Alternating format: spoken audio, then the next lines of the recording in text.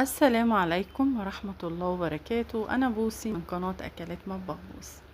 النهاردة بقى هعمل القلقاس اللي أنا مخزناه، بجد من الحاجات اللي عمري ما ندمت إني خزنتها أبدا، بتبقى أحلى كمان من لو جبتيها فريش. معايا أول حاجة هنا شوربة فراخ بقى، أي شوربة عندك. شلت منها بقى الحاجات اللي أنا كنت حطاها فيها، سواء حبهان، ورق لورا، بصل، اي حاجة كده نصفيها، علشان طبعا القلقاس والمية بتاعته هتتاكل، فمش هينفع ان احنا نلاقي فيها الحاجات دي. طبعا هي خدت الطعم وكل حاجة.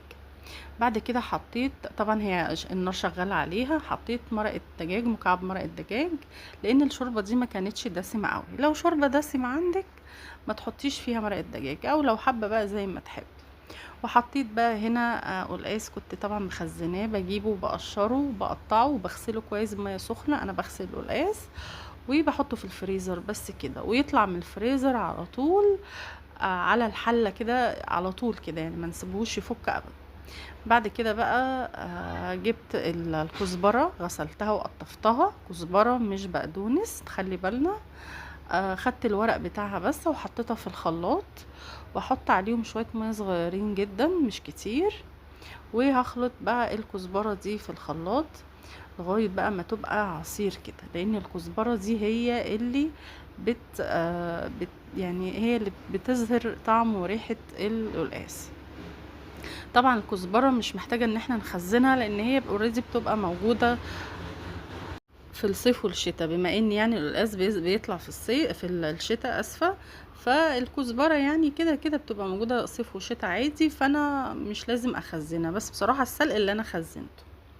وحطيت بقى الكزبره زي ما انتم شايفين كده، بعد ما بقت عصير خالص كده نخلطها كويس جدا، مش عايزه اي حتت كده تبان فيها.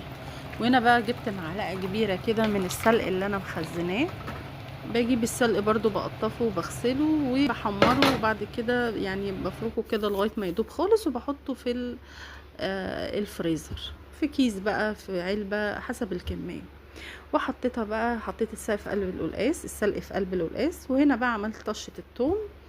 حطيت بقى معلقه سمنه كده وشويه زيت صغيرين، مع يعني معلقه ثوم صغيره او نص معلقه صغيره كمان، مش اكتر من كده.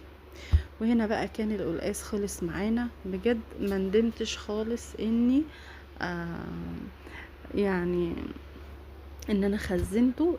انا عايزه اقول لكم، عقبال ما خلطت الكزبره وحطيتها كان استوى، بجد يعني كان بقى طري كده وحلو، مع ان ساعتها انا كنت شارياه كان من القلقاس اللي هو ناشف شويه، لان انا جايباه يعني بعد رمضان في اول دخول الصيف كده، يعتبر القلقاس الشتوي راح، فاللي هو ايه الناشف شويه. بس طبعا ما بيتحط في الفريزر السواز، بص حتى هقطعها لكم، شايفين طار ازاي؟ والله ما خد 5 دقايق على النار، ما لحقش اصلا، اول ما خلطت الكزبره وحمرت الثوم كان استوى خلاص. وطبعا اهم حاجه ما تنسوش اللايك والاشتراك، والسلام عليكم ورحمه الله وبركاته.